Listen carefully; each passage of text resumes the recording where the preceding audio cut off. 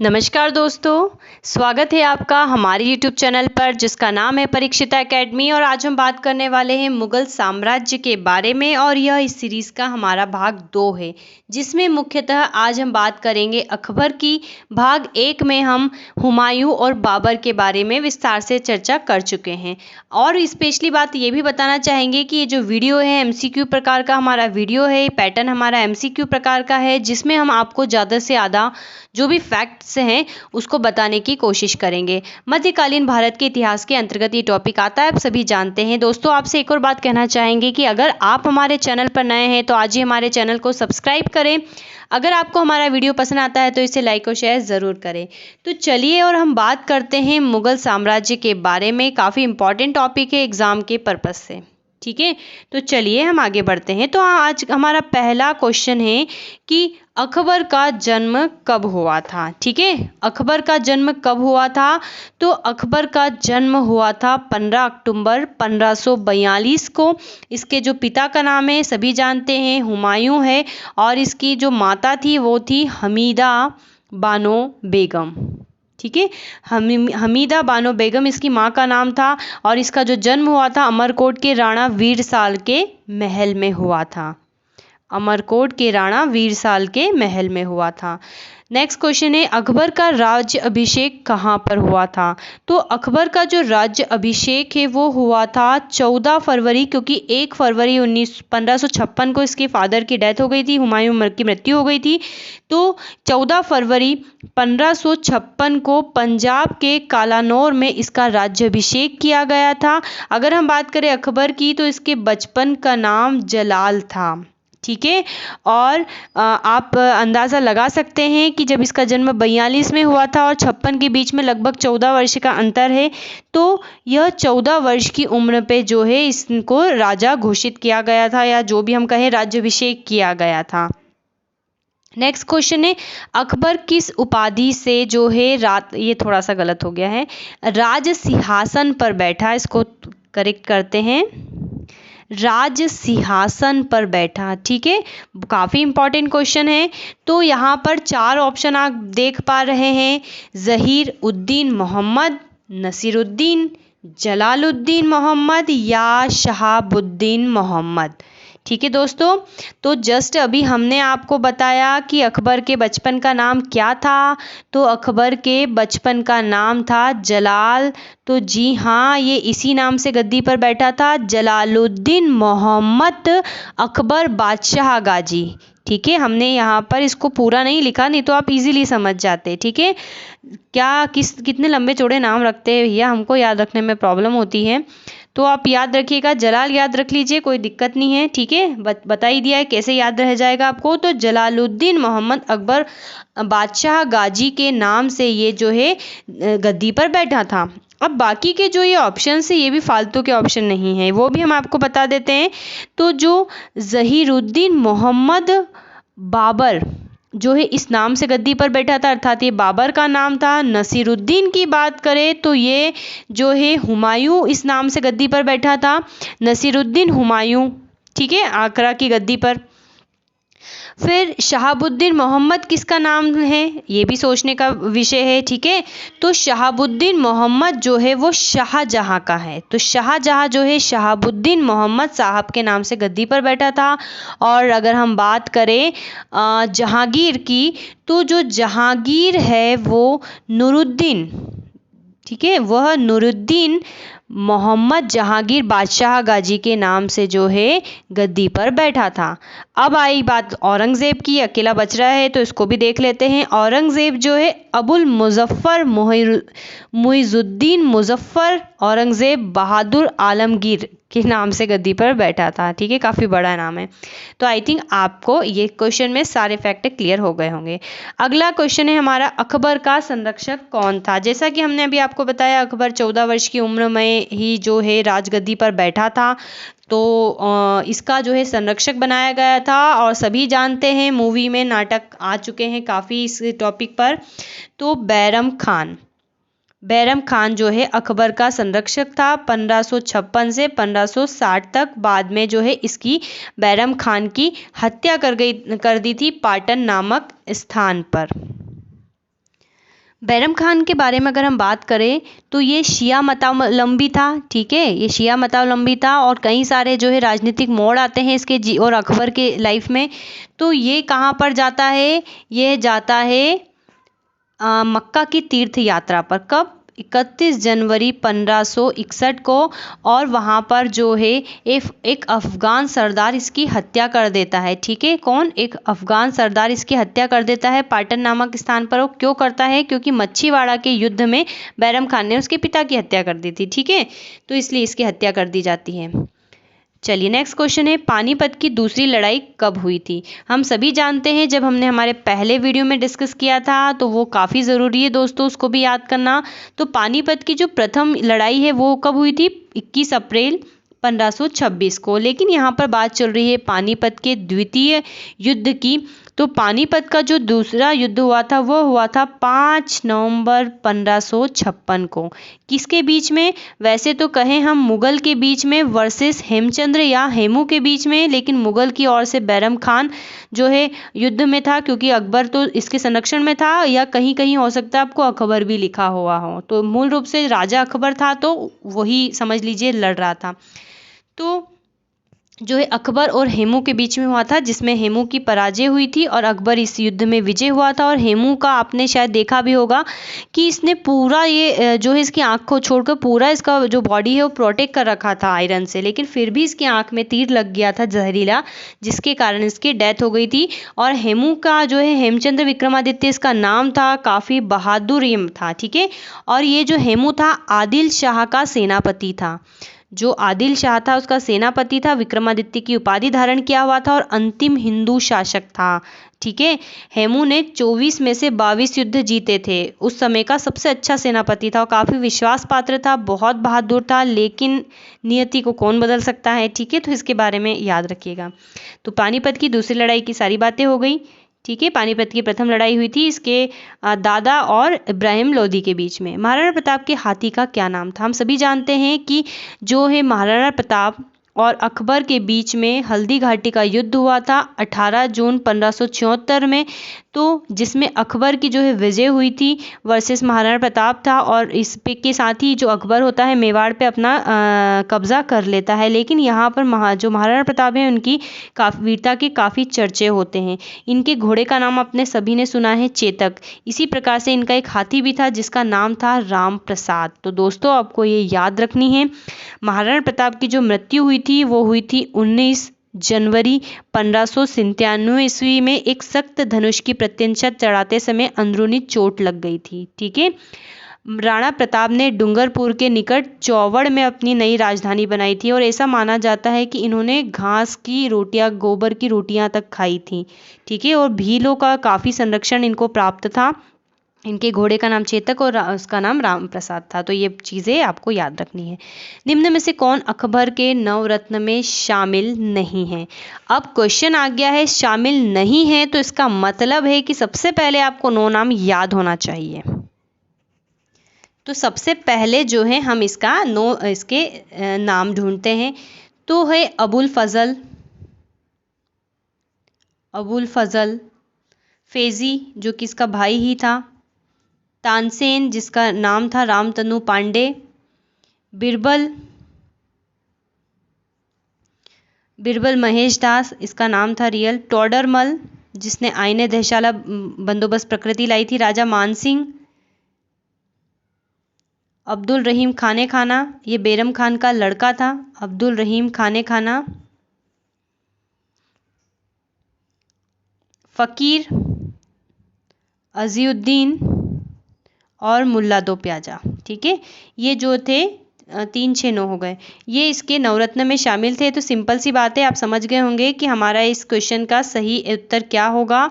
तो वो है अमर सिंह। हम सब जानते हैं अमर सिंह जो है चंद्रगुप्त विक्रमादित्य जो द्वितीय थे गुप्त साम्राज्य में, उनके नवरत्न में शामिल थे। तो हो सकता है किसी भी प्रकार से आपको इसका आंसर दिया जा सकता है, पूछ सकते हैं कौन था और कौन नहीं था, वो भी पूछा जा सकता है। तो आपको ये 9 नाम याद रखने हैं।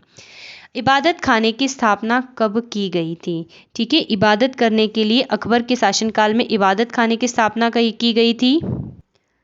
तो इसका सही जवाब है 1575 में। ठीक है, 1575 में अकबर ने इबादत खाने की स्थापना की थी। इलाही संवत कब शुरू किया गया था? तो इसका सही जवाब है 1583 में इलाही संवत शुरू किया गया था। तो दोस्तों एक काम करते हैं, हम फिर से एक ऐसा आपको स्लाइड बताने वाले हैं जिसमें अकबर ने क्या क्या किया था उसके एकदम सीक्वेंस में क्रम से हम जो है बता देते हैं। याद रखना है, सारे ही पॉइंट अपने आप में काफ़ी इंपॉर्टेंट है। ठीक है, चलिए। तो अकबर के शासनकाल की महत्वपूर्ण घटनाएं अगर देखें तो हमको पता है 5 नवंबर 1556 को इसका पानीपत का द्वितीय युद्ध हुआ था। 1562 में इसने दास प्रथा का जो है अंत किया था। 1562 में ही हरम दल से अकबर ने मुक्ति मिली थी, जिसको पेटीकोट शासन भी कहते थे। 1563 में तीर्थ यात्रा कर इसने समाप्त किया था। 1564 में जो है जजिया कर इसने समाप्त किया था। 1571 में फतेहपुर सीकरी को अपनी दूसरी राजधानी बनाया था और आगरा से अपनी राजधानी कहाँ ले गया था? ये फतेहपुर सीकरी। इसके टाइम पे कहाँ पर थी राजधानी? आगरा में थी, तो ये फतेहपुर सीकरी ही ले गया था। और 1573 में फिर से इसने गुजरात विजय की थी। सूरज विजय के उपलक्ष्य में इसने बुलंद दरवाजे का निर्माण करवाया था और इसका जो ये वाला अभियान था सबसे तीव्र अभियान माना जाता है। किसका? अकबर का सबसे तीव्र अभियान माना जाता है गुजरात विजय, क्योंकि गुजरात में विद्रोह हो गया था और इसने जो है 11 दिन में 450 मील की यात्रा की थी फतेहपुर सीकरी से अहमदाबाद में। तो इतिहासकार जो स्मिथ है, इतिहासकार स्मिथ ने इसे ऐतिहासिक दूधग्रामी अटैक कहा था और अपनी विजय के उपलक्ष्य में ही इसने क्या करा था? अकबर ने बुलंद दरवाजे का निर्माण करवाया था। इसी प्रकार 1575 में इसने इबादत खाने की स्थापना करवाई थी। 1578 में इबादत खाने में सभी धर्मों के लोगों की प्रवेश की अनुमति थी और 1579 में इसने मजहर की घोषणा की थी। तो जो मजहर की घोषणा थी काफ़ी इंपॉर्टेंट दोस्तों, इन सभी में आपको ये स्पेशली याद रखना है। एक प्रकार की अकबर की धार्मिक नीति का ही ये हिस्सा था। एक प्रकार का ये दस्तावेज था जिसमें अकबर ने धार्मिक मामलों में खुद को सर्वोच्च बताया था, अर्थात ये थर्ड एम्पायर की तरह भूमिका निभाएगा, जिस पर इस्लामिक गुरु शेख मुबारक ने साइन भी किया था। और इसी दस्तावेज में अकबर को अमीर उल मोमिन कहा गया था। ठीक है, अमीर उल मोमिन कहा गया था। जनता ने इसे सुल्तान ए आदिल कहा। ठीक है, सुल्तान ए आदिल कहा, मीन्स न्यायप्रिय शासक। तो जो इतिहासकार है स्मिथ और बुज़ले हेग ने मजहर को अचूक आज्ञा पत्र कहा था अकबर का। ठीक है, ये याद रखना। नेक्स्ट देखते हैं, दिन है इलाही धर्म की स्थापना की थी 1582 में। किसने? अकबर ने। ये बात आपको याद रखना है। 1583 में इलाही संवन की स्थापना की थी और 1585 में राजधानी को लाहौर स्थानांतरित किया था अकबर ने। तो ये जितने भी फैक्ट अभी हमने बताए, ये 2 स्लाइड में ये आपको बहुत अच्छे से कर लेना है। क्वेश्चन कैसे भी कहीं से भी पूछ सकते हैं। चलिए नेक्स्ट देखते हैं। अब अकबर की विजयों के बारे में बात करते हैं। ठीक है, कि उसने कौन कौन से क्षेत्र कब कब जीते थे, ये भी अपने आप में काफ़ी इंपॉर्टेंट है। तो शुरुआत हम यहाँ से कर रहे हैं क्वेश्चन के साथ कि अकबर ने गोंडवाना पर कब विजय प्राप्त की थी। गोंडवाना जो है आपको सभी को पता है, रानी दुर्गावती इस समय यहाँ की शासिका थी और काफ़ी वीरतापूर्वक इन्होंने जो है युद्ध का नेतृत्व किया था। युद्ध चाहे इतिहास में जीत के तौर पर अकबर के फेवर में गया हो, लेकिन सही मायने में जीत तो रानी दुर्गावती की ही हुई थी। तो ये जो विशाल युद्ध हुआ था ये 1564 में हुआ था। ठीक है, 1564 में हुआ था। तो चलिए हम अकबर के सारे विजित प्रदेशों के बारे में बात कर लेते हैं। तो जैसा कि पहले हम यहीं से शुरुआत करते हैं। 1561 में क्या हुआ था? तो 1561 में इसने जो है मालवा पर विजय करी थी अकबर ने, जब बाज बहादुर यहाँ का शासक था, वही मांडू वाला। ठीक है, 1562 में इसने आमेर पर जो है, आमेर के शासक जो थे भारमल, उन पर जो है अपनी विजय प्राप्त की थी, वहाँ कर अपने क्षेत्र में मिला लिया था। और आमेर की बात कहें तो सबसे पहले ये जो थे शासक थे जिन्होंने अकबर की अधीनता स्वीकार कर ली थी एकदम स्वेच्छा से। किसने? आमेर के शासक ने। और आमेर के शासक से अकबर का बड़ा पुराना नाता रहा। जो आमेर के शासक थे इनका एक पुत्र था और एक पुत्री थी। पुत्र का नाम था भगवान दास, समझ गए होंगे, और पुत्री का नाम था हरखाबाई।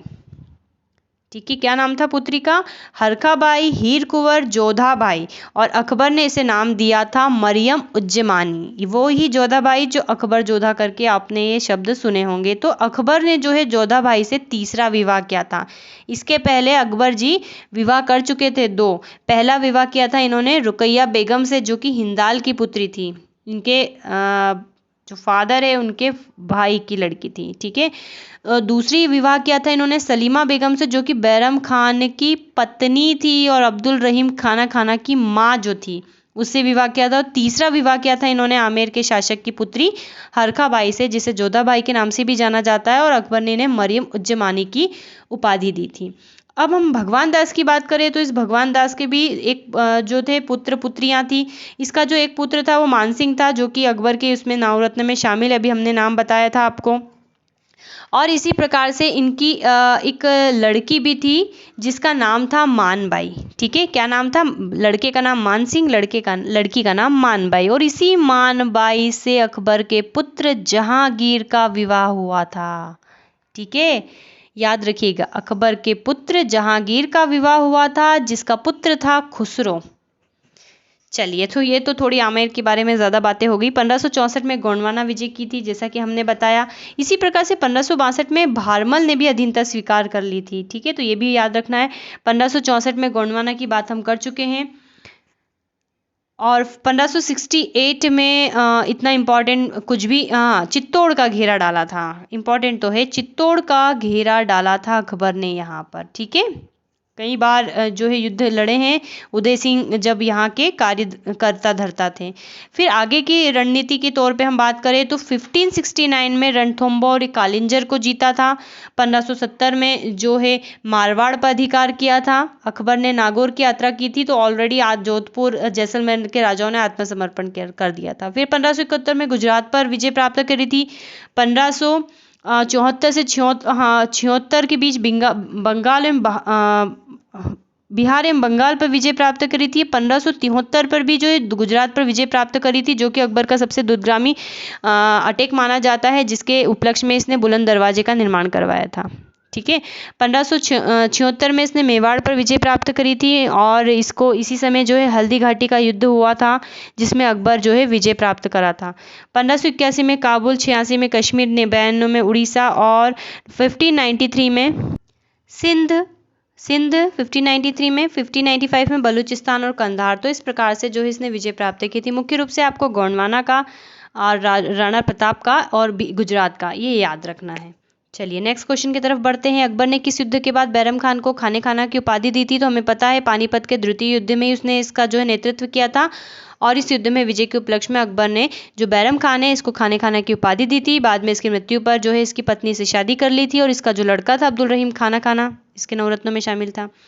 आईने दहशाला, ये धर्मशाला लिखा गया, आईने दहशाला के प्रणेता कौन थे? ठीक है, आईने दहशाला के प्रणेता कौन थे? तो इसके जो प्रणेता थे वो टोडरमल थे। और टोडरमल की हम बात करें तो ये वाली जो योजना है 1580-82 में अकबर के द्वारा लाई गई थी, जिसके प्रणेता टोडरमल थे। अर्थात इनका दिमाग था, काफ़ी अच्छी जो व्यवस्था थी, भू राजस्व व्यवस्था थी एक प्रकार की। इसमें क्या किया जाता था कि जो फसलों के पिछले 10 वर्ष के उत्पादन और उस समय उनके प्रचलित जो मूल्य था उसका औसत निकाल कर उसके भी औसत का 1/3 भाग जो है लगान के रूप में वसूल किया जाता था। और यह एक प्रकार की जो है रैयतवाड़ी व्यवस्था थी। तो आईने दहशाला के बारे में इतना याद रखना है। नेक्स्ट है बैरम खान की हत्या कहाँ की गई थी? इसके बारे में स्टार्टिंग में चर्चा कर चुके हैं। पाटन में अफगान सरदार ने इसको मार डाला था। दीन इलाही धर्म को अपनाने वाला प्रथम अंतिम हिंदू कौन था? तो ये था महेश दास था, जिसका नाम बिरबल भी था। सभी जानते हैं ब्राह्मण को राजा बिरबल की पदवी दी गई थी, और ये हमेशा अकबर के साथ ही रहता था। और बाद में इसी के लड़के ने, अकबर के लड़के ने, जहांगीर ने इसको मरवा डाला था। कहाँ? वीर सिंह बुंदेला के हाथों, जो कि बुंदेल वंश का राजा था। चलिए, अकबर ने किसको जगत गुरु की उपाधि दी थी? काफ़ी इंपॉर्टेंट है। अकबर ने किसको जगत गुरु की उपाधि दी थी? तो इसका आंसर है जैनाचार्य थे, एक प्रमुख जैन धर्म के जैनाचार्य थे हरि विजय सूरी। इनको जो है इसने जगत गुरु की उपाधि दी थी। अब उपाधि की बात चली है तो हम सारी उपाधियां पढ़ लेते हैं। तो अकबर के द्वारा किस किस को कौन सी उपाधि दी गई देख लेते हैं। कंठाभरण वाणी विलास तानसेन को कहा गया था। अमीर उल उमरा कहा गया था भगवान दास को। भगवान दास के बारे में भी हमने बताया कि क्या कनेक्शन था जोधा भाई, मान भाई वगैरह का। कवि प्रिय की उपाधि दी थी इसने बिरबल को, महापात्र की उपाधि दी थी इसने नरहरी को, शीरी कलम की उपाधि दी थी इसने अब्दुल समद को, और जड़ी कलम की उपाधि दी थी इसने मोहम्मद हुसैन कश्मीरी को। ठीक है, तो अकबर के द्वारा दी गई ये उपाधि याद रखिए। अब हमें एक क्वेश्चन याद आ रहा है, शायद हमने इसमें शामिल नहीं किया है, तो आप याद रखिएगा। अकबर का शिक्षक था एक अब्दुल लतीफ़ ईरानी। तो अब्दुल लतीफ़ ईरानी इसका जो है एक शिक्षक था, याद रखना। चलिए नेक्स्ट है, मुगलों की राजकीय भाषा क्या थी? तो मुगलों की राजकीय भाषा क्या थी सोचते हैं हम, तो इसकी राजकीय भाषा जो थी वो फारसी थी। आप देखेंगे कि किस प्रकार से जो मुगल का जो जेनेटिक हम बोले हैं वो माने तो वो था तुर्की फाइनली। ठीक है, लेकिन फिर बाद में जब अकबर ने अनुवाद विभाग की स्थापना की, कई ग्रंथों का अनुवाद करवाया, तो मुख्य रूप से फारसी भाषा में ही करवाया था। तो इसकी जो राजकीय भाषा क्या थी वो थी फारसी। अकबर कौन सा वाद्य यंत्र बजाता था, किसमें फेमस था? तो अकबर जो है नक्कारा या नगाड़ा बजाता का शौकीन था। ठीक है, बजाता था। अकबर के दरबार में निम्न में से कौन चित्रकार प्रसिद्ध थे? तो अकबर के दरबार में जो थे दसवंत और बसावन जो है दो प्रमुख चित्रकार थे। अकबर का मकबरा कहाँ पर बना हुआ है? तो सिकंदरा आगरा के निकट जो है अकबर का मकबरा बना हुआ है। मकबरे की बात बहुत इंपॉर्टेंट है, याद रखना है आपको। तो एक बार हम फिर से विस्तार से इसकी चर्चा कर लेते हैं। तो जो बाबर जो मुगल वंश का संस्थापक था, इसका जो मकबरा है वो कहाँ है? काबुल में है। पहले इसको आगरा के आरामबाग में दफनाया गया था, लेकिन बाबरनामा में इसकी इच्छा के अनुरूप इसको बाद में काबुल में ले जाया गया। हुमायूं का मकबरा सभी जानते हैं दिल्ली में है, क्योंकि जो दिल्ली का हुमायूं का मकबरा है इसको ताजमहल का पूर्वगामी कहा जाता है, और अकबर के समय जो है इसका निर्माण हुआ था। इसी प्रकार के से जो अकबर है, तो अकबर का जो मकबरा है अभी जस्ट हमने बताया सिकंदरा आगरा में है, और गुंबद विहीन मकबरा है। इसके बाद इसका लड़का आता है जहांगीर। तो जो जहांगीर होता है इसका जो मकबरा होता है वो होता है लाहौर में। ठीक है, तो इसके लास्ट में रह है, इसके लास्ट में रह, इससे याद रख लीजिएगा, लाहौर में। फिर शाहजहां आता है, तो शाहजहां आगरा में लाल किला बनवाता है, याद रखना। तो सिंपल सी बात है, इसका मकबरा कहाँ पर होगा? आगरा में। फिर औरंगजेब आता है, औरंगजेब का मकबरा औरंगाबाद में। सिंपल ही याद रह जाएगा। चलिए, और महामनगा और अधम खान एक जो है अकबर के टाइम पर रहते हैं, दाई माँ वगैरह उसकी, तो उसका जो मकबरा होता है महरौली अष्ट में होता है, जो कि एक प्रकार से अष्टकोणीय होता है। चलिए, तो मकबरे की सारी बातें हो गई। अब आगे बढ़ते हैं। निम्न में से कौन सी अकबर की स्थापत्य कला का उदाहरण नहीं है? अब स्थापत्य कला है, तो सबसे पहले तो आप ऑप्शन देखिए, वो सिंपल सी बात है। जो दिल्ली का लाल किला है वो किसने बनवाया था? वो बनवाया था शाहजहां ने, सबको पता है। तो ये चारों जो है ये अकबर के समय के स्थापत्य कला हैं। तो फटाफट देख लेते हैं और याद कर लेते हैं। ये है हुमायूं का मकबरा, जिसे ताजमहल का पूर्वगामी कहा जाता है। इसके अलावा इसने आगरा का लाल किला, जो कि इसका डिज़ाइन कासिम खान ने तैयार किया था, बनवाया था। फतेहपुर सिकरी, क्योंकि ये यहीं पे इसने अपनी राजधानी शिफ्ट की थी। बुलंद दरवाज़ा गुजरात विजय के उपलक्ष्य में 1573 में इसने बनवाया था। इसी प्रकार से इसने दीवाने आम और दीवाने खास का निर्माण करवाया था। और फतेहपुर सिकरी में शाही महल बनवाया था, पंचमहल बनवाया था, इसने जोधाबाई का महल बनवाया था, इबादत खाने की स्थापना इसने करवाई थी, और लाहौर का किला इसने बनवाया था। ठीक, किसने? अकबर ने। यहाँ पर लाल किले में बिल्कुल भी कंफ्यूज नहीं होना है। ठीक है, तो दो लाल किले हैं, एक आगरा का लाल किला, एक दिल्ली का लाल किला। दिल्ली का जो है शाहजहां ने और आगरा का अकबर ने, ये इतनी याद रखनी है। तो हमने एक ही क्वेश्चन में सारे पढ़ लिए हैं, जो मुख्य मुख्य हैं वो यही है। तो अकबर के स्थापत्य आपको याद रह ही जाएंगे। चलिए, अनुवाद विभाग की स्थापना किस मुगल शासक ने की थी? तो ये अकबर ने की थी। ठीक है, और इसने कई जो ग्रंथ हैं उनका अनुवाद भी करवाया था, जिसको ये समझ सके इसकी भाषा में। तो सभी जानते हैं महाभारत जो है, महाभारत का जो जब इसने अनुवाद करवाया गया था फारसी भाषा में, तो उसका नाम रखा था उस ग्रंथ का रज़्मनामा, अर्थात युद्धों की पुस्तक। ठीक है, चलिए, पंचतंत्र का फारसी भाषा में किस नाम से अनुवाद किया गया था? बहुत इंपॉर्टेंट क्वेश्चन है, शायद आप लोगों को क्वेश्चन नहीं पता होगा इसका आंसर। तो हम बात करते हैं, विष्णु शर्मा ने पंचतंत्र की रचना की थी, जो कि गुप्तकालीन कृति है। तो फारसी भाषा में उसने तो उसकी लैंग्वेज में करी होगी, क्योंकि गुप्त काल में संस्कृत जो है राजकीय भाषा थी। अब इसने फारसी भाषा में फारसी भाषा में अनुवाद करवाया। क्यों? क्योंकि इसने अनुवाद विभाग की स्थापना करवाई थी। काफ़ी इंटरेस्ट आ रहा था इसको, और ये हम भी तो देखें कि क्या मतलब पास्ट में क्या था या भारत का क्या था। तो अबुल फजल करके, अब सभी जानते हैं, नाम सुना है, अबुल फजल ने पंचतंत्र का अनुवाद करवाया अनवर ए सादात नाम से। ठीक है, पंचतंत्र का फारसी भाषा में अनुवाद अबुल फजल ने अनवर ए सादात नाम से करवाया तथा मौलाना हुसैन फैज इसने यार ए दानिश नाम से किया। मतलब 2 बार इस बुक को ट्रांसलेट किया गया है, दोनों के नाम बस अलग है। उसके हेडिंग अनवर ए सादात और यार ए दानिश नाम से किया। तो सिंपल सी बात है, हमारा इसका आंसर है 1 और 2 दोनों। इसी प्रकार से हम और बात करें तो एक और महाशय थे हाजी इब्राहिम सरहिदी। इसने अथर्ववेद का किया था। मुल्ला शाह मोहम्मद ने राजतरंगिणी का किया था। अब्दुल रहीम खाना ने तुजुक ए बाबरी का किया था। मतलब बाबरनामा का जिस नाम से किया था उसको तुजुक ए बाबरी कहा गया था। फैजी ने लीलावती का फारसी में अनुवाद किया था। लीलावती जो है मैथ्स की बुक थी। फैजी ने नल दमयंती सूरदास द्वारा जो रचित थी उसका फारसी में अनुवाद किया था सहेली नाम से। यहाँ पर जो सहेली आया है वो ऐसे ही नहीं लिखा हुआ है, ठीक है।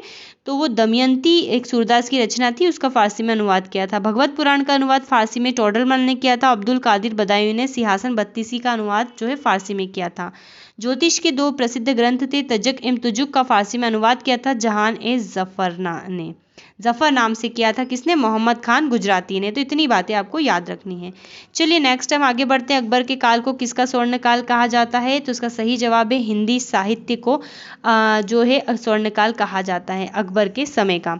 तो दोस्तों हमने जनरली सभी कुछ आपसे बात करी है किसके बारे में? अकबर के बारे में। यहाँ पर एक फैक्ट आपको और बताना चाहेंगे हरिदास के बारे में। हम सबको पता है अकबर के नवरत्न में तानसेन शामिल थे।